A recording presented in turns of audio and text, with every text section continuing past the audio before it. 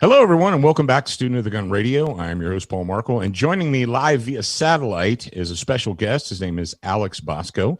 He is the CEO of SB Tactical, Sierra Bravo. And if you're not familiar, get over on your Google engine and search it real quick. If you are familiar, which most of you probably will be, you're going to be excited to hear what he has to say. And also joining me is Jared in his studio and Zach, who's just about to play the intro music.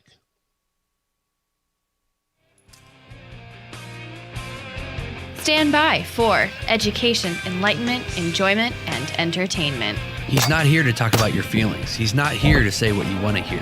He's here to say what needs to be said. Ladies and gentlemen, and children of all ages, please welcome your host, the pimp hand of America, Professor Paul Markle. All right, now that we're through with the rock and roll gunfight, we can go right to Alex. Alex, thank you very much for joining us today. I wish we could be joining each other under better circumstances. We've got troubles in America, and we need to deal with them. And one of the troubles is we have an out-of-control bureaucracy, an agency who's just decided, apparently, that they are both the legislative and executive branch all rolled into one. No, I'm wrong. They've decided that they are the legislative, the executive, and the judicial branch all rolled into one, because previously they have issued, quote, rulings. Now, when you and I went to school, you got a good education. I got a good education. We learned about the three branches, and we learned that only the court system, the judiciary branch of government, could issue rulings. But apparently that's all gone. Would you like to give us your take on what's going on with the honey badger and Q and braces and all that jazz? Yeah, I mean, it's an interesting situation. I mean, the first thing I should say is the sky is not falling. The idea that a branch of our government, a bureaucracy, has gone wild is not new. It's not a novel idea. We go through these phases, through various presidencies. I do think that this situation will be resolved amicably, as Q has written in their statement. I just think that the wiser minds need to prevail, and we need to let that happen. Now, does that mean that this is not a bad situation that we're in, that we have a branch of the government that is, in my opinion, just run rogue? Yeah, it's bad. That is a bad thing. The fact that you have politicized people in public offices, or people who are working for the government that are politicized, is nothing new. We saw it with that guy, Lieutenant Colonel Vindman, with the president when he was on that phone call. Essentially, he was a political hack. He said the president said something bad, and he called the president out, and the whole impeachment process went through based on that one guy who essentially said the president said something wrong. He was a whistleblower. Okay. Well, you've got the same type of political activists that are working in the ATF. And essentially what these people are trying to do is they're trying to frustrate the president's ability to be reelected by doing what?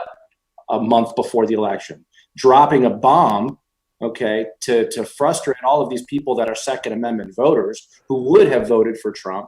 But now these people look at the ATF, which is Trump's ATF, and they're saying, well, hold on, Trump did that whole bump stock thing.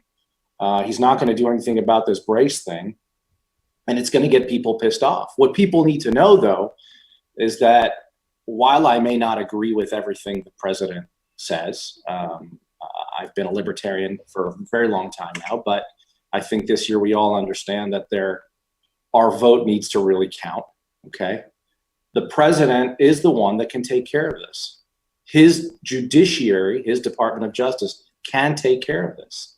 And that's what needs to happen. And the wheels are in motion to do that. They are in motion to do that.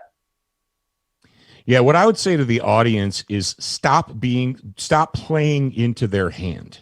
I've seen hundreds, if not thousands, of Facebook comments about, oh, Trump's not going to do anything, and look at what Trump like. Or do you not understand that that this was deliberate and purposeful?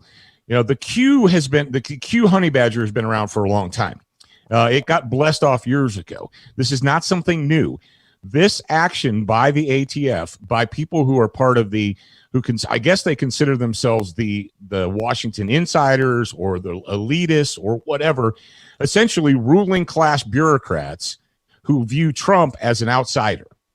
Trump is an outsider. He's not part of their clique. They don't go to his parties. He doesn't go to their parties. They expect that they're going to be there long after he's gone, and it's their Washington, it's their country, and they don't like him screwing things up. He's not part of the game. He doesn't play their game. This is a 100% deliberate act by bureaucrats, entrenched bureaucrats, probably a lot of them leftovers from Obama or before. All of them. Yeah, these are holdovers. Yeah. Who are looking for a way to embarrass the president and frustrate his election effort. That's it. You've got to be, literally, 2A people, Americans, liberty lovers, you have to understand what this is. This wasn't like, oh, well, we've been thinking about it for a while. And, we just decided, hey, 4 weeks before the election, that'll be a good time to do this. No, this was 100% deliberate. It is an action, and this is why it's so important to reelect Donald Trump. Do you think that Joe Biden is going to go in and clean house in the ATF and force them to obey the Constitution? Come on. So it's just the opposite, in fact. I think if I had to make an assessment of the ATF in the past 9 months, I think the assessment is that internally, the folks there are fairly convinced that they're going to get a boss again that leans towards their favors. Now, I was, while you were saying that, I said, yep, exactly, all of them. What I was saying was that the people that were in the ATF in 2012, when I invented the first brace and I wrote to the ATF and I got the approval for all of that, the people that were there in 2012 are the same people that are there in 2020. Not only that, but the people that were at lower levels at that time, who were emplaced by B. Todd Jones, who was the presidential appointee, who was put there by Eric Holder and President Obama, are in higher positions. And in fact, the people that run the show there are essentially attorneys under Chief Counsel's office. And the two people that are at the top, which is Regina Lombardo and Marvin Richardson, the number 1 and number 2 positions, they've been there for a long time, but and as many, look, I'm sure that those two people at top are fantastic folks. I've met Marvin on several occasions. I've heard that Regina Lombardo is a down-to-earth, fantastic lady. But the issue is this, okay? I've been at this for 8 years now, okay? I've had conversations with these people, and every time I talk with these people, it's like, oh yeah, there's no problem, everything's okay, we're good. Well, if everything is good and everything is okay, we wouldn't be where we are now. So there's one of two things. You're either complicit with what's going on underneath you, or you're ignorant of. And we're both military folks, okay? I've had this conversation with a bunch of military folks. You don't blame everybody at the bottom end of the platoon. It's the leader, okay? The ATF's leadership has failed us. And who have they failed? They failed everybody who's watching this right now, me and you, okay?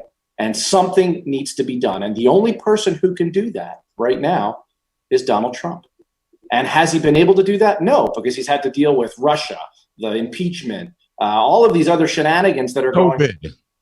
And it's, COVID. Everything. It's just he hasn't had a chance to get to this level, to this, in the weeds level with finding out who's doing what. Obama, if you remember, when he got elected, he kicked out everybody. He essentially fired everybody and put all of his people in. Why? Because he's a politician. He knew that he had to do that.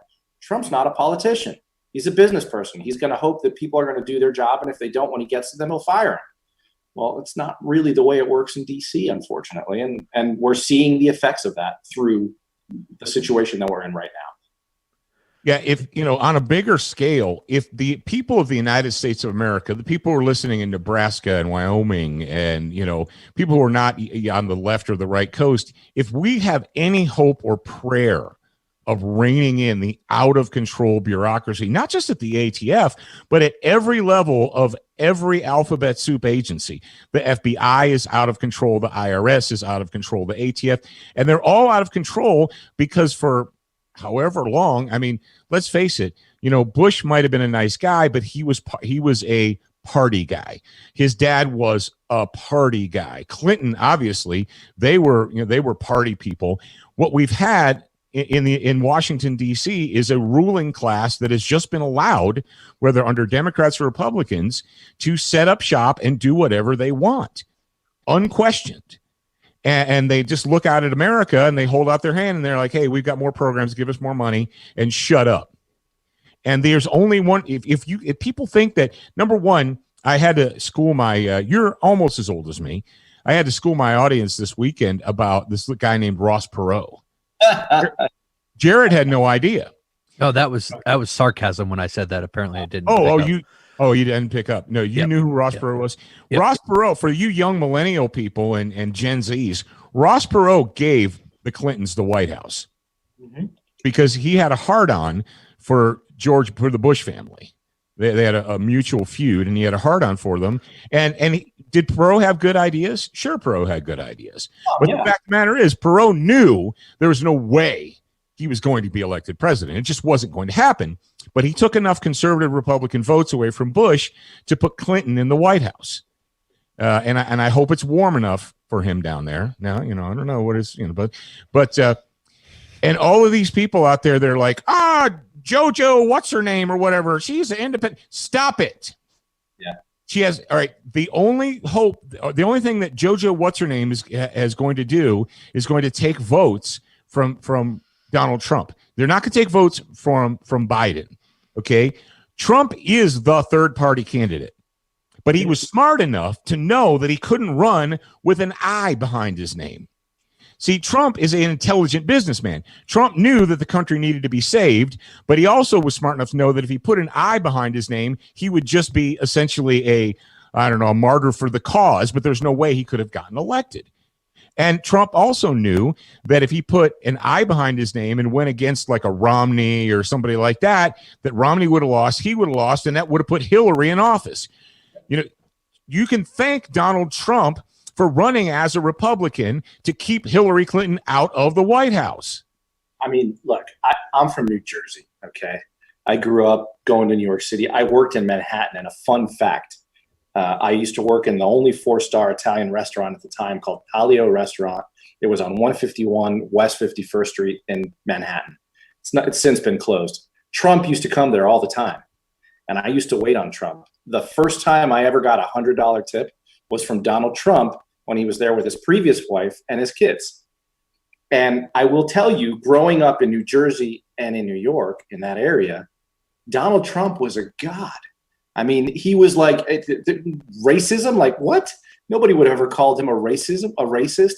Nobody would have. He was a businessman, and he was flamboyant, and he was a lot of things that, maybe some people didn't want to look at in a good way, but he was, everybody liked him. He was a good guy. Now it's like, oh my God, he's the Antichrist for those people up there. Zach, how many rappers referred to Donald Trump in their rap songs? Back in the day? Oh my God, yeah. He was like that was like the gold standard, what they wanted to be. Oh yeah. But so back to the issue at hand, I think that what you said earlier, Alex, about everybody watching this is affected.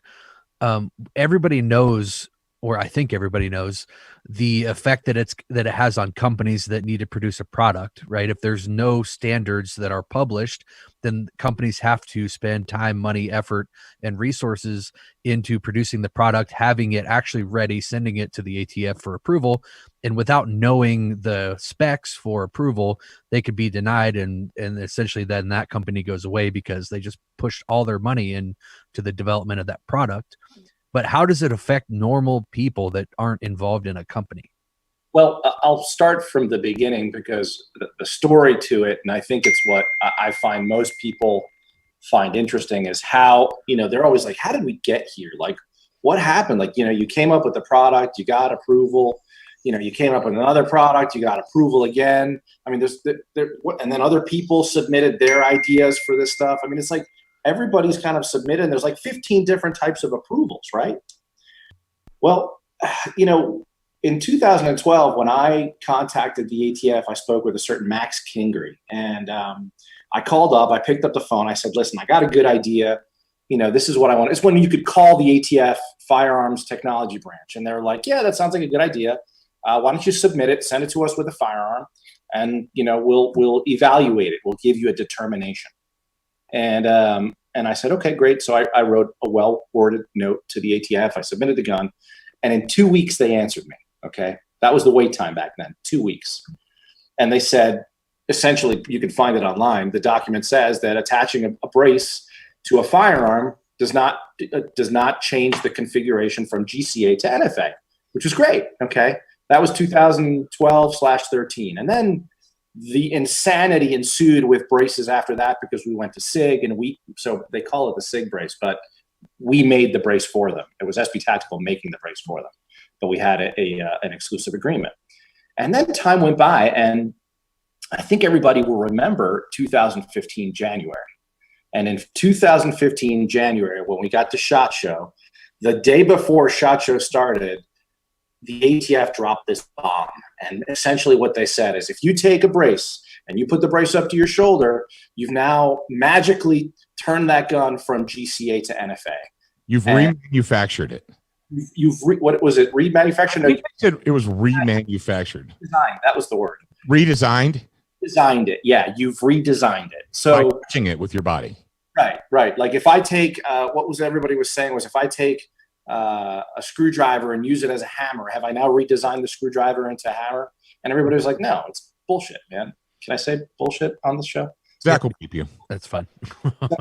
So anyway, when that happened, and I've told this to other people before, so I feel like I'm sounding repetitive, but I've never said this to you guys. Like, to me, this whole brace thing has been a gift. Okay. It's been a gift, and people who pay money for our product are essentially sticking their neck out for me. And I was like, I'll be damned if these people are going to just, the ATF is just going to all of a sudden do this, and all these people that spent money on my product. So I made it my life's work. Okay. My life's work from 2015 to get that thing overturned. And it took me 2 years to do it. I had to beg, borrow, and steal as much money as I could because we were a dinky little company back then. And I had to find people in DC, and I had to go back and forth from living in Florida. And eventually we got to the right people, and we got the ATF to understand that ruling was wrong. And they were like, yeah, you're right. That's not the right way to do it. And essentially they wrote us the letter that in 2017, that's online, you can find it. Essentially the ATF says, yeah, you're right. If that's not the way you do it, it doesn't change the way the product, you can sporadically, incidentally, and occasionally fire from the shoulder, and you're good to go. And that's when everything just kind of took off. Everybody just kind of went crazy. Because everyone besides you was afraid of the brace, which is insane that we live in a country where we have 300 million people that living in fear that 4 guys in a bureaucracy in Washington are going to release a memorandum commanding you to behave in a certain way. That's insane. I agree. But the good thing about that is that it shows you the soul, the heart of the Second Amendment owners. We are law-abiding folks. We want to be law-abiding folks. We don't want to go against our government because we have respect for them. There's nothing wrong with that. There is something wrong with getting a ruling or a determination by an agency and just saying, oh, that's right. Okay, well, it's the end. Now we should all go back into our caves and go back to what it once was. That's not the way you do it. We need to have that sense of fight. And for me, I got to tell you guys, it's been a sense of fight, and it's been an awful sense of frustration. I'm frustrated, and I'll continue the story from 2017 and explain why I'm frustrated. SB Tactical, and me being the owner and the CEO of SB Tactical, have always wanted to communicate openly with the ATF. So we hired from the Ashcroft law firm, and yes, that's John Ashcroft, the former Attorney General of the United States under Bush. We took Mike Sullivan, who was the former director of the ATF, appointed by Bush, and we hired him at great expense. And it's not the money, okay? We needed that type of person. And if anybody ever met Mike Sullivan, I mean, the guy he is, and God, I hope he's not listening, but he's the grandfather that everybody wanted. Okay. That soft-spoken guy that when he spoke, you just took a step back and you listened to what he said, because the amount of knowledge that person had in his mind, what he went through in his lifetime, is just immense. So with his help, and with several other attorneys, Mark Barnes, Mike Fawcett, all of these other people, we got that letter overturned. But what we wanted to do was, we didn't want to find ourselves in this position again. So essentially, we were asking the ATF, listen, let's come up with a certain set of rules that allow us to determine what is and what is not a brace, so that there's no confusion. Everybody wants to obey the law, okay? We don't want to lose our Second Amendment rights. There's, nobody does. We're people of the gun. Why would we want to find ourselves in a situation where we've run afoul of the NFA? Well, essentially, we did that from 2017 all the way up to 2019. Okay, so now there's a big span of time in there. And essentially what we were doing is meeting with the ATF. So I was taking time out of my schedule. I was hiring attorneys. We were going to West Virginia. We were going to Washington, D.C., and we were, showing them the products that we were making. And essentially what the ATF always told us in these meetings, in the presence of their attorneys and in the presence of our attorneys, including the former director of the ATF, is that, listen, SP Tactical, as long as you guys maintain the same technology of 2 flaps, a strap, and the product is made out of rubber, you're good to go. Why would you continue submitting to us the same product? We can't handle that type of, if you guys are going to come out with 10 new products this year, are they 2 flaps, a strap made out of rubber? Yes. Okay. You're good to go. Okay. Well, I was okay with that. And essentially what bothered me though, is that they didn't want to give us a determinative list of what makes up that stuff. And so what I did was I went to them with our products. I went to them with all of the other products that have been approved, which is like the blade-like products, the tailhook products. There's a whole bunch of products out there. And I said, listen, guys, can't we come up and say, look, you've approved this product over here and you've approved this product over here. Can we say that everything between this and this is approved? Can we say that? And essentially, things started changing at that point, so much so that I found out just recently that the ATF was going to the NRA to tell them that SP Tactical is trying to kill the competition. Like, they're trying to throw me under the bus with the NRA. This is like a government agency, a bureaucracy calling me out. And because essentially I brought everybody's product there. I'm like, I didn't bring everybody's product there to kill the competition. I'm trying to get a document from you guys that allows us to innovate. Without a document from the regulatory agency, that is the agency that tells us how we need to comport ourselves in the industry, is not going to give me a document. And now we find ourselves, how many years later, 2020, where Q has been asking the ATF. So ATF went to Q and said, listen, we think that because your product was designed to be fired from the shoulder, it is a short-barreled rifle. And so Q says, okay, I can take that based on what? Well, we can't tell you that. Well, what does that mean? Well, we can't tell you. You have to come up with some solutions to let us know. I mean, think about that. Think about like it's a moving target. Yeah, and that's wrong. That's like the joke I keep telling everybody. It's like the joke I always have with my buddies is like, hey, what do you live? What do you think? We live in Russia? Well, when I see shit like this, the answer is yes. If you have a bureaucrat and a government agency that can use the armed side of the ATF, that is the people that go around that bust down doors, okay, and to go to you and under the force of law tell you that you have to submit or stop doing what you're doing because we think it's wrong without any kind of real explanation, that's wrong. And it gets worse. And it gets worse, and I'll tell you why. Because back in January, we sat down with the Department of Justice. And we showed the Department of Justice the inconsistencies that the ATF was doing in the industry. It was insane. And the Department of Justice wrote a letter and notified the ATF that until determining factors of what makes a brace and what does not make a brace are given to the industry, that they should not make any determinations on braces. Okay, then COVID happened and they said, well, that'll happen when we all get together. Okay, and essentially what happened, I think, is that DOJ, which is the ATF's boss, essentially said, listen, ATF, stop fucking around. And ATF was like, oh, fuck you? No, fuck you. And essentially that's when they took the armed branch of the service, okay, to go around what the DOJ had told them to go to companies like Q. And that to me is the whole Russia joke again. It's like, yeah, we live in Russia then.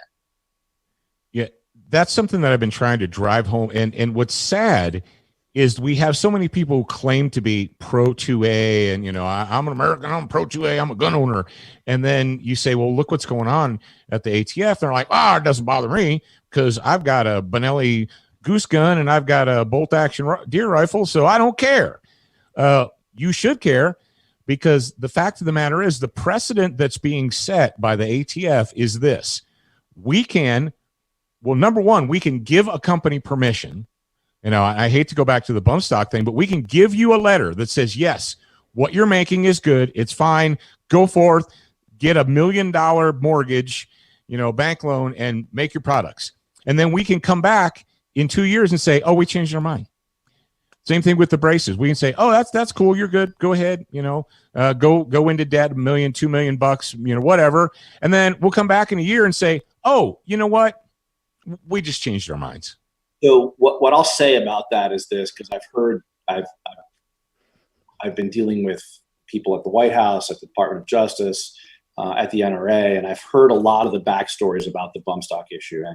And I want to clear something up too, because unfortunately today I actually went on this thing called the internet, and I saw a lot of comments about some of the other interviews that I was doing. And essentially, some people are calling me out saying, well, I'll bet you he's one of those guys that never did anything about bump stocks. And I will say, not only did I do everything I possibly could to shout at the top of my lungs, but I'm still here today promoting and trying to get things done to make sure that all of us have these products that we love. But to add to that, essentially, I know for a fact that both the White House and the NRA understand the mistake that they've made. Okay. I'm not here to say, let's forgive them, let's not forgive them. But I will tell you that I've spoken to the highest levels and that they understand that the mistake was made there with bump stocks. And while the NRA, I have my problems with the NRA. I don't want to do a show about this right now, but I have my problem. I haven't heard anything from nobody's contacted me. GOA hasn't contacted me. Firearms Policy Coalition, those guys know exactly who I am. They have my number. Do you think they called me? SB Tactical? Nobody called me. What about all these people that are riding on the coattails of SB Tactical, making up these copy braces? You think any of them called me and reached out to me since all of this has happened? You know, nobody has. The only people that have reached out to me has been the two folks at the NRA, at the highest levels of the NRA, and they wanted to step in. And guess what? Those are the people that are actually doing stuff right now. So call the NRA out for all of the bullshit that they've done in the past. You've got your beef with Wayne LaPierre. Absolutely. You know, it's an open agents. It's an open group. Call them out. Do what you want. But the only people that are really helping us are people from the NRA right now. I haven't heard anything from anybody else. And guess who I put in this? Guess whose? Mine. Yeah. Nobody else's money is coming in. Nobody's helping me out. NRA is, though. Heaven's putting a whole bunch of his own money to do this. I haven't heard from anybody else. Yeah, unfortunately, we live in a world where our citizens have such short memories and such little knowledge of history. You remember a little thing called the South African street sweeper? Oh, yeah. And the Cobra version of that? Ladies and gentlemen, there was a shotgun in the United States of America that had a rotary barrel, and it only held 6 or 8 rounds. Was it street sweeper held 6 or 8? I can't remember. Actually.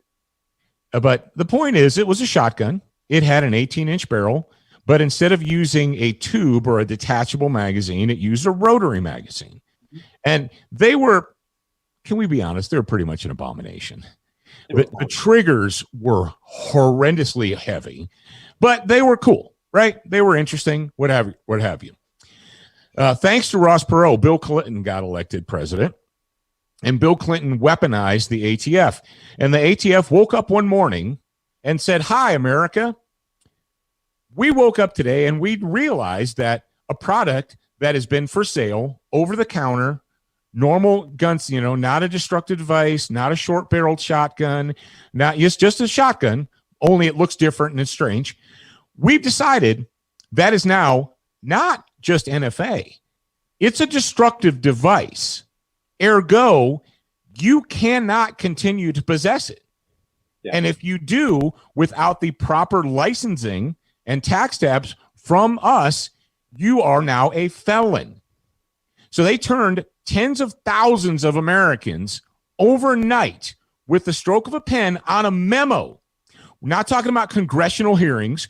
We're not talking about the Senate and the House going back and forth with different bills, passing a bill, sending it to the president signing it. You know how the Constitution was set up. A bureaucracy just decided that an item that was legal yesterday, ex post facto, be damned, is today illegal, and you can't, and there's no grandfather, you can't keep it. You have to either surrender it, destroy it, or pay thousands of dollars to become a destructive device and explosive dealer, right? And everyone's like, well, you know why they did it. Number one, because it was low-hanging fruit, and there were relatively few in the whole scheme of things in the United States. They did with the USAS. There was two shotguns, the USAS and the Street Sweeper, that by stroke of a pen, they just made destructive devices. And everyone's like, oh, who cares? Ladies and gentlemen, if Biden and Harris become the co-presidents, they will weaponize the ATF. And you're like, well, that doesn't matter to me. I mean, I don't care about bump stocks and I don't care about braces. Do you not, given the precedent that we have right now, how do you believe that an ATF director couldn't wake up in the morning and say all magazine-fed rifles, semi-automatic magazine-fed rifles that have a capacity of greater than 5 rounds are destructive devices? End of story. And you're like, oh, no, you can't do that. And they look at you and they're like, hey, dumb peasant, we've been doing it for 40 years. I don't know where you've been, and you have no choice. End of story. So I want to add to that. So, and I'm going to make a shout out to something that I've started. It's called the Firearms Regulatory Accountability Coalition. It's called FRAC. Okay, and this is it is a 501c6, which means it's a nonprofit. Okay, and the sole purpose of this organization is to aggressively advocate and defend firearms, ammunitions, and accessories manufacturers and importers from government overreach. And it keeps the government accountable for arbitrary and capricious policies and rulings. And essentially, it ensures that the government works in a transparent manner. Now, that's a lot. That's a mouthful, okay? The reality of it is that our Constitution and something called the American Procedures Act confines agencies like the ATF with certain sets of rules and standards that they have to abide by. And the ATF, out of all of those ABC agencies, has been one of the only agencies that has not been abiding by any of this stuff. Think about this, for example, okay? You know, people who innovate in the industry are always having to submit something. I don't have to do it, but essentially, because we want to abide by the Gun Control Act and the National Firearms Act, we submit to the ATF and we ask them for a determination. Well, the IRS and the FBI and all of these other ABC agencies essentially catalog all of those determinations.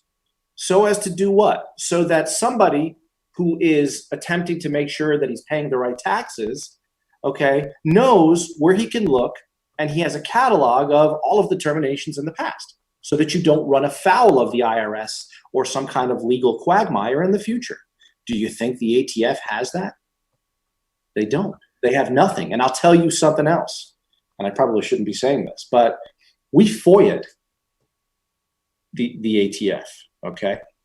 I have thousands of pages of FOIAs, and I got to tell you, man, it is a literal shit show of yeah, no, maybe, yes, no for the same thing, opposite for the other, the same for another person. Depending on the day of the week, they decided something and it changed every other time.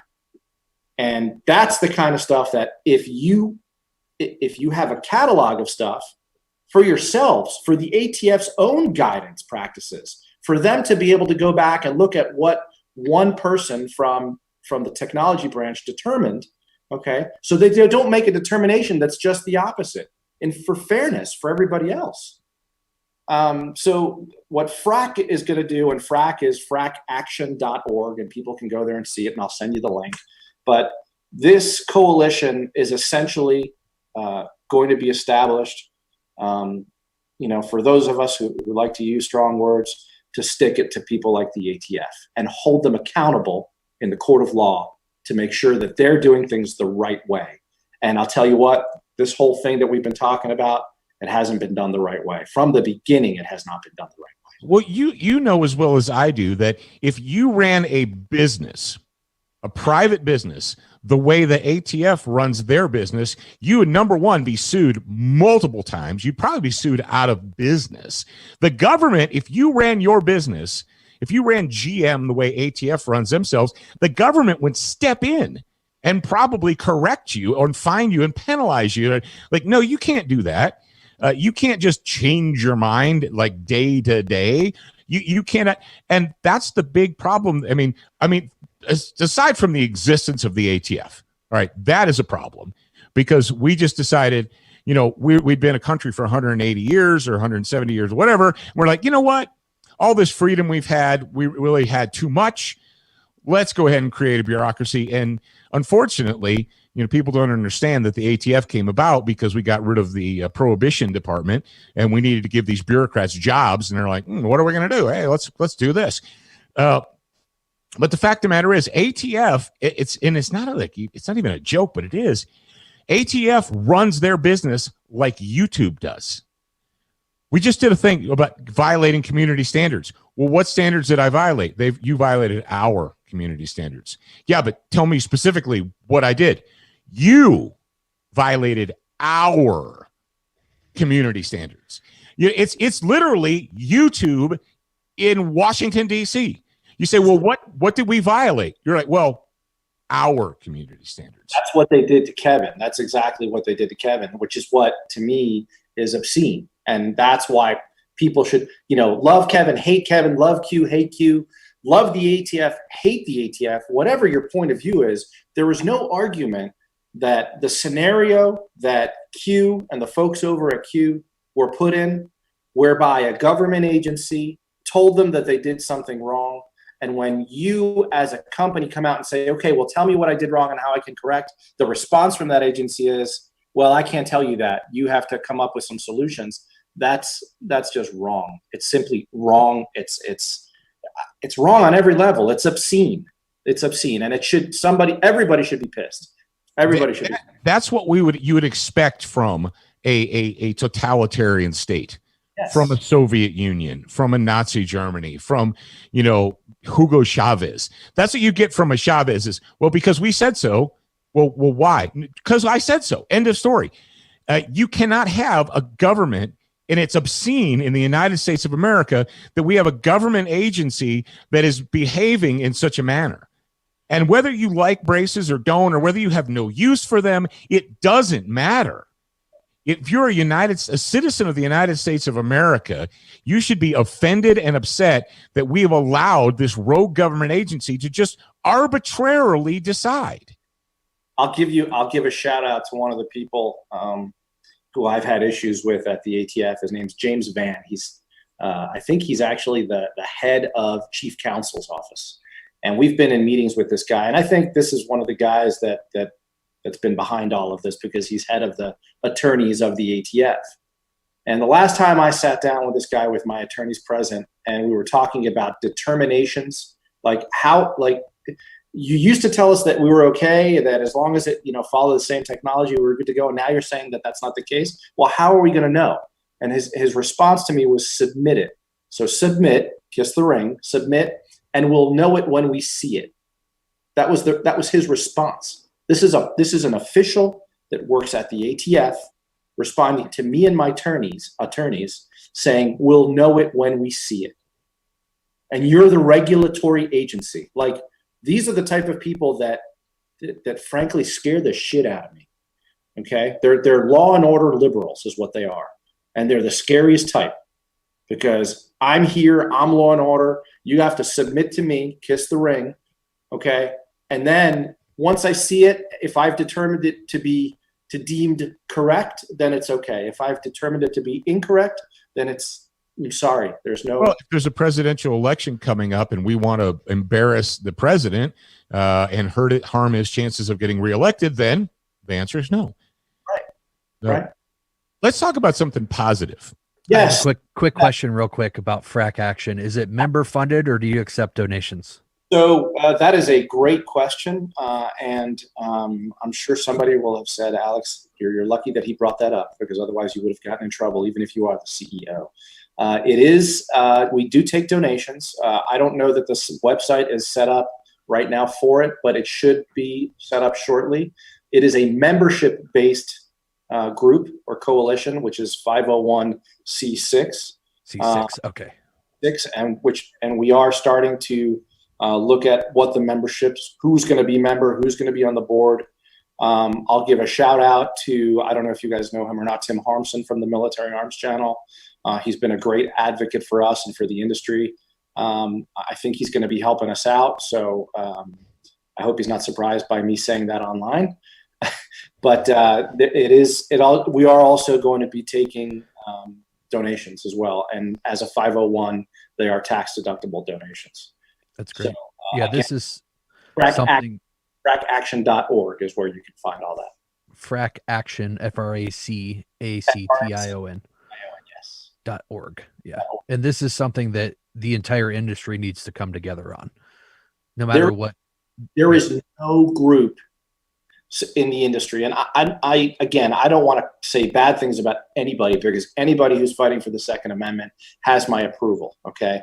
But NSSF, in my opinion, they're in ATF's pockets. You know, they're always friends with each other. NRA has been like that historically up until the other day where they actually called out the ATF for the first time in their history. Okay. GOA, I'm sure they're great folks. I mean, you know, firearms policy, you know, the coalition they're all great folks, but nobody is out there, okay, to use a war chest. And I'm going to make sure we have a war chest to take a hammer to these people and to make sure that they're doing the job that they should be doing. Okay. Not the, pardon me, you'll bleep me out, but not the fuck games that they've been playing lately, you know, and the time for that is over. So positive thing. One thing that I've been kind of beating the drum about for a long time when people are like, oh, derp brace, I don't care. And I'm like, hey, number one, shut your mouth. And number two, the reason that this came about, there's two parties. There was a disabled U.S. Army veteran who partnered with a smart guy. And I think you are that smart guy. And the disabled Army vet was Rick Cicero. Now, is Rick Cicero the guy you worked with? Rick Cicero is not the guy who I invented the brace for. Rick Cicero is one of the guys who I started off with, and he is the embodiment, I think, of what the whole brace issue is for. He has been outspoken. He helps out the industry. He helps out everybody who's ever spoken with that guy. I mean, he is one of those people that sticks his neck out for everybody. So I was on a contract with Rick Cicero. He and I were military contractors together before he became a cyborg. And I kid him about that. I'm like, I knew you before you were a famous cyborg. Yeah. So, Rick, he was an Army Special Forces guy, and he was a dog handler, and that's how he ended up getting blown up in Iraq. Was because he was working with his dog. But that is the real story behind that. The impetus going way back. Of course, it's only been 8 years, but it seems like, I don't know, almost like an eternity since this came out. For me, I swear to you, it's it's funny. I say this, and I'm a little bit embarrassed about saying it sometimes, but for me, it's been a lottery ticket. I mean, it's like I came to the States after being overseas for 13 years. I married a foreign national in Italy. My kids were born in Italy. I had a company in Italy that went south in 2007, 8 when everything kind of went down. I moved to the States, and I mean, I had $3,000 in my pocket, 2 kids. My wife wasn't even she didn't even have her green card yet. I wanted to be a cop like just about every other person who's, removed from the military. And it just changed my life. And when people say, the American dream is dead, it happened to me, man. And I'm telling you, like I told you, I don't come from money, but to have something like this happen to me, to have my wife, who's this beautiful Italian woman, to see what happened to us, and the people around me, all of my friends, it's been a privilege. It's been an honor for me. And I feel like now I'm in this kind of position, having won this lottery ticket, to have to help out. And the only way I think I can do that now is through doing things like FRAC, through talking to people like you, through getting people motivated to help out with the Second Amendment. It's been such a wonderful, difficult, and frustrating at times, but wonderful experience to have gone through, man. I mean, I get goosebumps when I think about what happened to me. It's that emotional. I have a quick question for you. Yeah. I've had authentic Italian cooking before. And so my question for you is, how do you stay fit and also have a beautiful Italian wife? So my wife, and she's not, the door's closed, thank God. People have seen her. My wife is a supermodel, and she runs, jogs a 7-minute mile. Okay. Wow. Just messing around. How do I stay fit? I've got 2 kids that I'm running around. I got an 11-year-old, a 9-year-old. I try to walk every day, 5 miles a day. And I don't think I do anything other than that. My back is shot. My knees are shot. I've been shot in the hand and in the arm. I mean, it's like I've got all these issues that I've gone through, and I just I do the best I can. I think, I mean, look, we see all these guys out there sometimes, and I think a lot of us know them. And you see these super fit, crazy buff shooters, and God help me, like those guys are great. I think most of us are just average Joes. That's what we are. And as long as we're being, confident, and we continue shooting the guns that we enjoy shooting, I think that's the most important thing. I mean, we need to be able to walk around and move. But I think if we're sitting down, don't be sitting down. Walk, get up and walk, do something. But yeah, I mean, that's the best I can say. I'm not the most fit guy, and I'm almost 50, so I could be better. You guys look more fit than I do, but it could be the beard that makes you look all tough. That's what it is. My beard makes me look old. Is it? Look at that. Yeah, I like to tell my daughter my hair was really dark before I had a daughter. I didn't have one gray hair before I had a daughter. That hair, though. He fixed the problem. Yeah, no, I don't know, man. It's I like to end on a positive note. I mean, it's like I said, I feel like I'm blessed, and I feel like I need to be doing something to help out this industry, help out Kevin for this specific problem. I think if we're going to end on a positive note, I will tell you that at this very moment, there are people working for this cause at the highest levels of government. And I'm confident that both the White House and the people that have been helping me at the NRA are going to pull through.